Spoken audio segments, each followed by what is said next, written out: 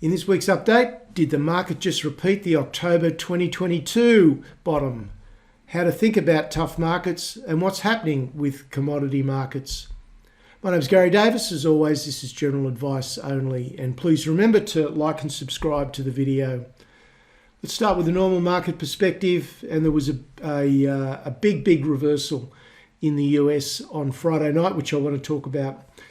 But following on from last week, there are plenty of reasons why a contrarian approach makes sense at this point in time. However, there are plenty of things that could still derail the market. So just in case, I think it's prudent to ensure that the majority of what you own is still going to do very well in what could continue to be a pretty tough environment, and certainly an inflationary environment. I think inflation is going to be staying higher for longer. Whether we've seen the peak or not remains to be seen. But I think that's just the prudent step, is just to be conservative and assume that things are not going to get rapidly better, and you can benefit that case very much in the way that you select stocks. The bearish phases are tough, either across the whole market or in particular sectors, and we're seeing that certainly in some sectors at the moment. But during bear phases, prices often fall way too far for quality growth stocks, and we're seeing some opportunities in that area at the moment. It's because people's emotions just take over and they just dump good stocks along with bad stocks without any real regard for value or quality. So bargains are nearly always assured when you get the sort of sentiment that we've got at the moment. And if you think about it, if you've got a quality stock that's going to continue to grow its earnings through the cycle, and it's not expensive at the moment, then the long term, in 3 to 5 years' time, of where the share price is going to end up remains pretty much the same. It's going to get there, or very close to it. So therefore, if the price falls further in the short term, then the greater the long-term return. And whilst that's logical when you see it put like that, when you're in the heat of battle, it's often very easy to forget that, and you see prices falling day after day, and you just get despair about where your investments are going, and it's easy just to basically dump them and sell out. So please remember that the further that prices of quality stocks that can grow in difficult environments fall, then the greater the long-term return that you're able to get. So Friday night in the US, with the jobs report came in, certainly at the headline level, hotter than what the market was expecting, a lot hotter than what the market was expecting. But there were a few caveats to that. So the initial market reaction was very bad, was very negative. Yields spiked up to about 4.85, and the market fell sharply. But then very quickly there was a very sudden and very abrupt reversal as cooler heads looked at the data and realised that it wasn't as bad as what was first thought. And we got a massive reversal in October of last year, and this one looks quite similar to my way of thinking. We'll get there in a minute. So it wasn't just the market reversing as it did. So it's not just the chart. It's when it does that, when sentiment is bad and the news is bad, it's usually meaningful. And that's what happened in October last year. Tech stocks were getting absolutely murdered all year throughout 2022. And it seemed like the news would just continue to be really poor for the tech stock majors. In fact, for the entire technology sector. And yet it all turned around when the news was seemingly bad and having little chance of getting better. And that's pretty similar to where we're at now. In fact, right now, it's probably even worse, because I think the sentiment is even worse for the whole market, whereas then it was very much about technology being on the nose. So it's that as well that gives me confidence that what we saw on Friday night is quite possibly the low point in this little bearish phase that we've had. Certainly, at least for some parts of the market. So in the end, because of that very abrupt reversal on Friday, the S&P actually ended up 0.5% across the week. So that was a pretty good effort. But I can tell you, in the first half hour of trading, things looked pretty rugged in the US market.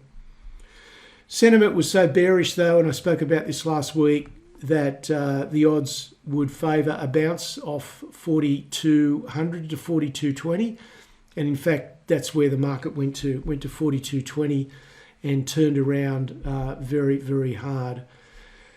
And it was the biggest that we've seen since October 2022. I'll look at that in just a minute. The US dollar index was through all that. It went up and then it went back down again, and it was steady across the week at 106. The 10-year yield, still though, whilst it came off a little bit from its highs on Friday, still finished at 4.8, which is a 16-year high. So this is such a different environment to just a year or two ago.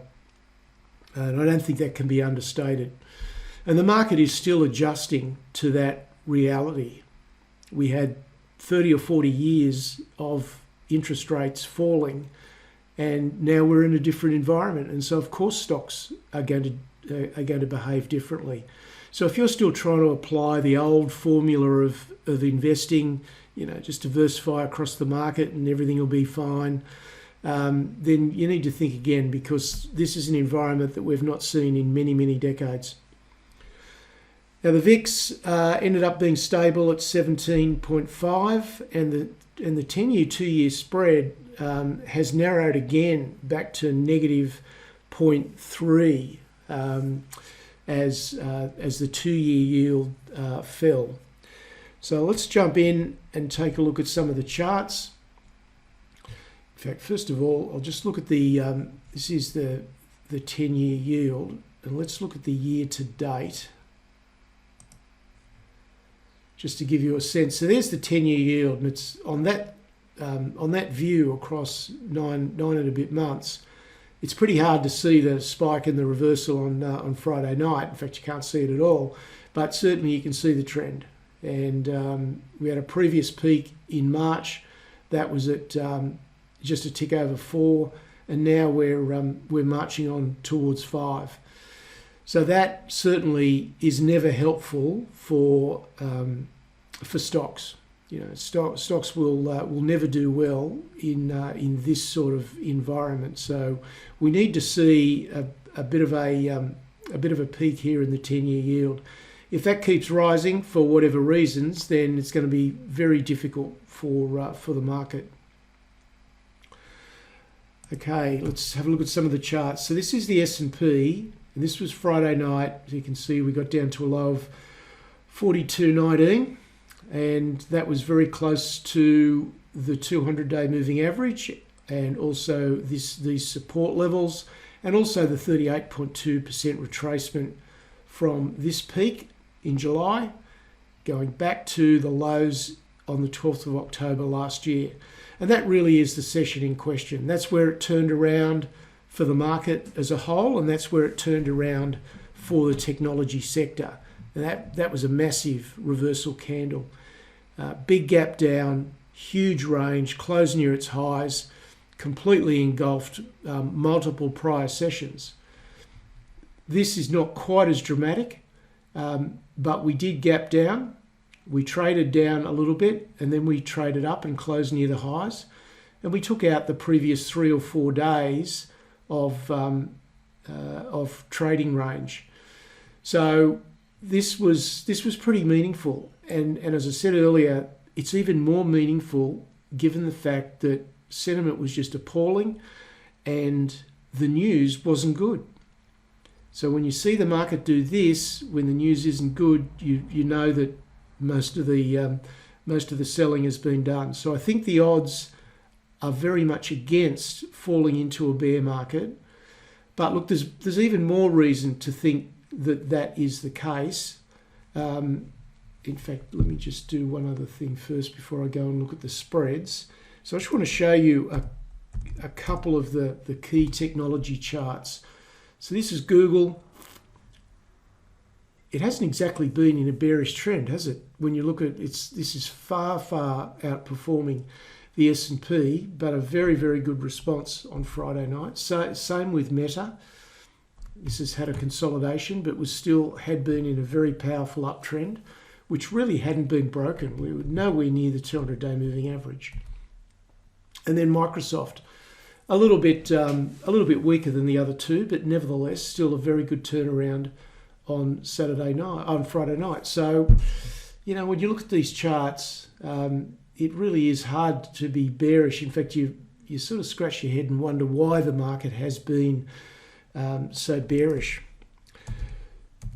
So let's take a look at the money flows, because this just reinforces what I've been saying, that these charts are not telling us that the market is about to fall over into some sort of protracted bear market, as many commentators are pointing to. This is the Nasdaq versus the S&P. The Nasdaq being the more aggressive sector part of the market.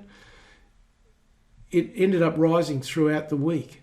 There's no evidence of what happened back here at the start of 2022 when we rolled over into a bear market. It looks almost exactly the opposite. So that's the first chart. The second chart, importantly, semiconductors versus the S&P continued to outperform last week. And it wasn't just on Friday. It was outperforming before that anyway. Looking at the sectors, no real change to the order. They're all pretty much the same. And consumer staples. Look at consumer staples at the bottom. This is the sector, if we're going into a very bearish phase, this is the sector that should be doing a heck of a lot better than this. And it's dragging right at the end of the field and failed to turn up on Friday night when everything else did. Now, energy relative to other sectors, that gap is definitely narrowing, and energy was sold off over the last week or so, but is still leading on a quarterly basis. Just one other chart on the US. This is growth versus value, Russell 1000 growth versus value. Look at that. Look at what it did back here in December 2021 and the start of 2022. This couldn't look any different. So I really don't understand where this sort of bearish sentiment, which has taken hold of the market, is coming from, because certainly the price action does not support that. And if we look at the Australian market, energy did get a whacking last week. So the majors, Woodside, Santos, etc., did get hit hard, and finance actually ticked up. But we've still got healthcare at the bottom of the pile. We've got small caps still historically at multi-decade lows relative to other parts of the market. So there's a great opportunity there. But there is no momentum there either. So you just want to be a little bit careful. All right, so that's the US market, and I'll just have a look at the currencies while we're here. So we did spike hard to over 107, but came back a bit in the last few days, and the Australian dollar was pretty much the mirror image of that. But we're sort of flirting with this 63 level and definitely trending down. All right, Aussie Stocks, 63.25 is where we finished. Our market lost 1.3% across the week, but hopefully the index can pick up some of that lost ground on Monday. A key point which I've been making to members, because perspective about what's happening in the market, both short-term and long-term, is just really important. And it's very instructive to recognise that even the highest returning stocks tend to spend less than 35% of their time in an uptrend. The rest of the time they're going down a bit, they're going sideways, they're consolidating, they're doing all sorts of other things. That's just a bit of a mishmash of price movement. But it's really only about a third of the time that even the best of the best are trending to the upside. So if you're in a period of 6 or 12 months or sometimes even longer where a really great stock is not going up when everything would seem to indicate that it should be, the fundamentals, then just chill out, just relax, just understand that you've got a very good stock and that it's going to reach that end point if you just leave it alone and let it play out. So the message is, keep your eyes on the prize. Now, to do that, you need to have great confidence that the stock that you're invested in will actually reach that endpoint, that the business will continue to grow. The earnings will be there. The market will reward those earnings with an appropriate PE multiple, and that the price will ultimately get to that destination. So you've got to have that confidence. And, for most people, it's hard to have that confidence because you're just not immersed in the market enough to do the work, to do the research. And that's certainly what I spend a great deal of time on keeping my members appraised of. So a continually refreshed perspective, I think, is your most valued asset. Recommendations are way down the pile somewhere. It's having an accurate plan and an accurate perspective on how things are likely to unfold. And as I said last week, energy was the big loser, down 6.6. Let's take a quick look at the ASX 200. So we've broken down, as you can see, reasonably significantly. We also broke some key support levels, but it's not really a break, I guess. And we kicked up, and hopefully we can kick up again on Monday. But certainly when you step back and look at the ASX 200, we're trading at the same level that we were at in February of 2021. So 2.5 years. The moving averages, including the 200-day moving average, are all turning down, full turn down, and the price is comfortably below all of them. So this is looking pretty negative, and the index really does need to bounce from here, I think, to get sentiment back on track. Now let's look at gold.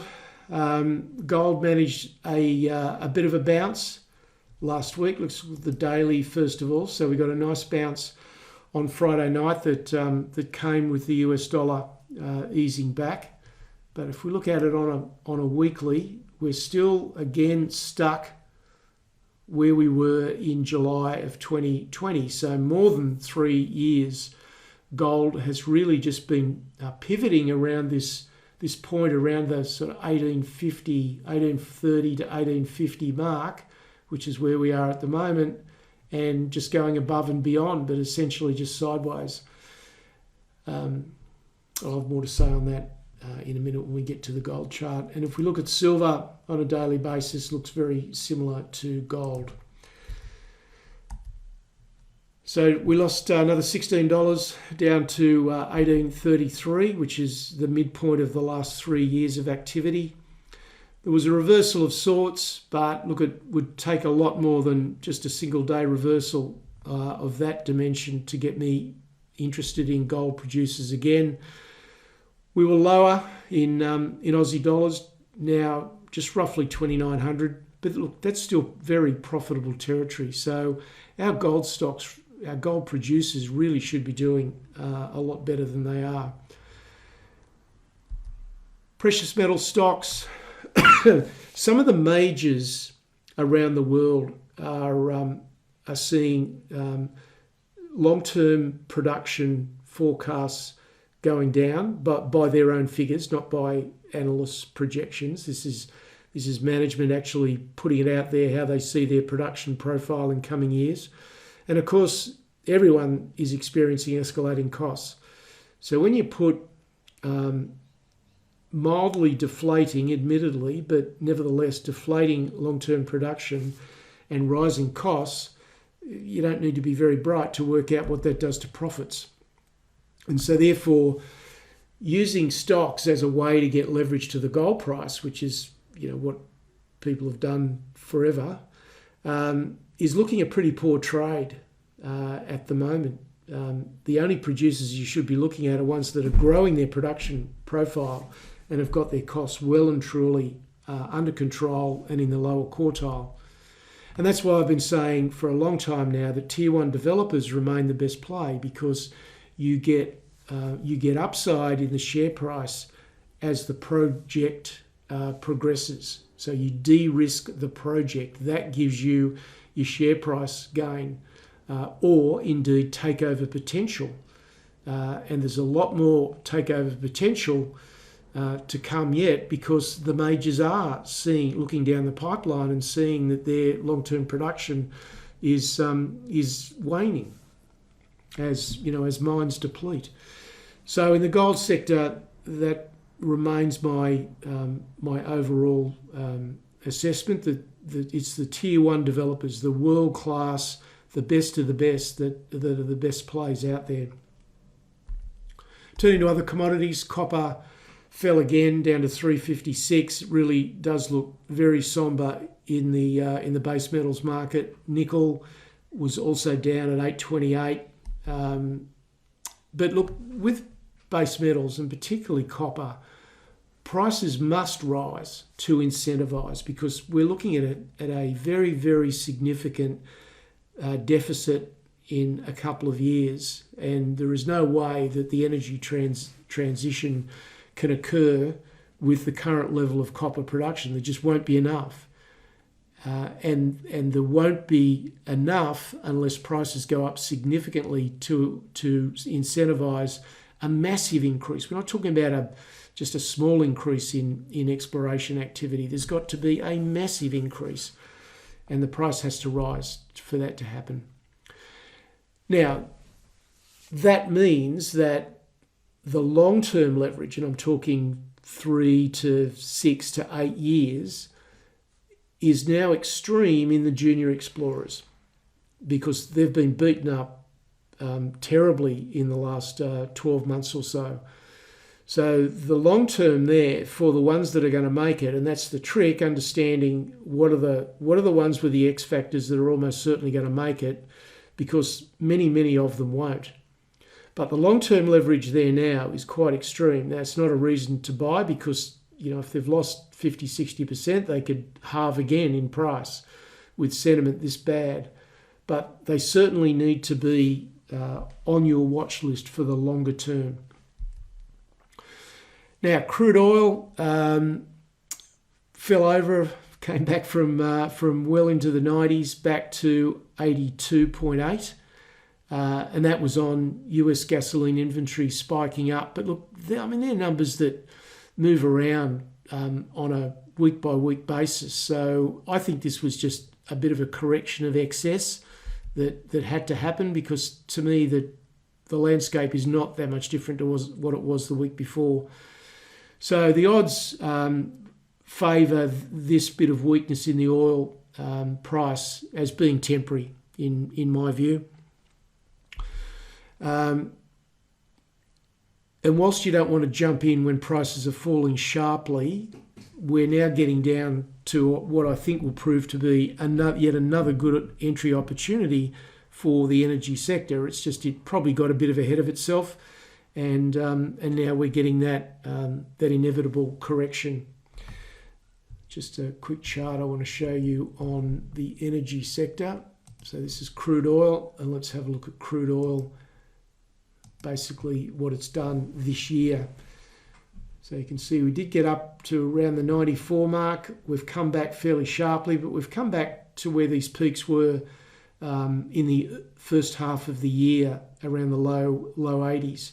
So I think this was probably just the correction that had to happen, and certainly be aware of opportunities in the energy market. Bit of news on lithium. Lithium also terribly out of favour, and probably with some substance to this. I don't think this is just a media hype thing. There is weaker demand still in China. I don't think there's much question about that. The Chinese consumer is not opening their wallets as was expected. And the normal restocking cycle has not emerged either as a consequence of that. So there certainly is some weaker demand in certain areas. But then conflicting with that, I did read some statistics a day or so ago that said that electric vehicle sales were still pretty buoyant. So those two data points don't exactly match up. But look, I think there's enough, but I've shifted a little bit on lithium. I think there is enough substance now to just be a little bit more conservative and not assume that everything is just going to be fine in the lithium market.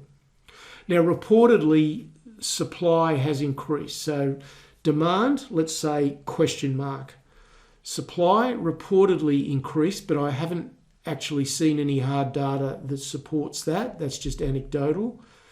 But what we have got is multiple major broking houses are now all expecting large deficits to not emerge now until 2027, and that in fact very soon the lithium market is going to be dropping into a surplus. Now, I don't know whether that's true or not, but the fact that JP Morgan, Morgan Stanley, UBS and a couple of others are all saying the same thing means you shouldn't ignore it. Now, it doesn't make them right, and they may not be right because they've made pretty bad calls before. Goldman Sachs has made some pretty poor calls before. But I think there is enough there to be a bit more conservative when it comes to lithium and perhaps just water down your expectations. Now, spodumene, which hit, I think, an absolute spot market peak of around $8,000 a tonne, is now down to $2,250, but that $8,000 was always cloud cuckoo land. That was never sustainable. $2,250 is still profitable territory. We've got to remember that. We're down a long way, but this is still very profitable territory for those producing spodumene concentrate. But according to the brokers, it's heading for $1,300. Now, the costs are somewhere around the 600 to 800 mark for most of the producers. So it's still profitable, but just not the super profits that they had before.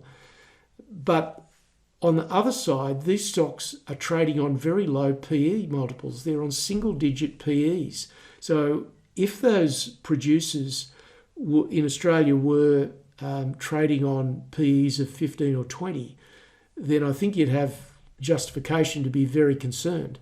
But the fact that they're trading on very low PEs and the market has already discounted their future earnings quite significantly, then perhaps there's not a huge amount of downside, but look, sentiment is just terribly negative towards lithium right at the moment. So a bit of conservatism probably warranted there, because it could get worse. Sentiment is very bearish, and it could get a bit worse yet. But anyway, we will see. As always, just play it as it comes. The long term, I think, remains unchanged. It's really just a matter of perhaps reweighting your exposure to lithium for a temporary period and keep monitoring for re-entry opportunities. There's the 6-month spot copper chart, bit of a bounce towards the end of the week, and the same with nickel, but they're certainly in downtrend, and that needs to turn around pretty quickly. So wrapping it up, this is a period, it's a tough period, where managing emotions and being very clear about what you're doing is absolutely paramount. You've got to be very clear, open-minded, you've got to have great targets. Okay, let's go right back to the start of this video. You really do need to be owning the really high quality stocks that can grow their earnings in this sort of environment, and the sort of environment that we're quite possibly going to have over the next couple of years. So that's really important. These stocks, to do that, they've almost certainly got exposure to megatrends. Otherwise, they're just not going to be able to sustain that earnings growth unless they are in areas of rising demand. They also need to have pricing power so that they can combat inflation or offset inflation. And they need a big strategic moat so that they can stand head and shoulders above their competition. So those three things are absolute gold. If you can find stocks that can tick those three boxes, and certainly we've highlighting those in my member services, then you're in much better shape than just some sort of arbitrary, generally diversified approach to the market. Portfolio analyst last week, it was the review of September, sitting back and having a look at how it unfolded and what lessons we can learn from what happened in September. We also looked at the art of setting stop losses, and you need a very clear process that keeps the emotions out of it. We also looked at my highest conviction growth stocks as well. So a good session, and of course for anyone that hasn't tried Portfolio Analyst, there's a $1 trial for 2 weeks. I think you'd get a great deal out of that. There's more information on the website. There's my email address, and I'll be back with you next Sunday. Cheers.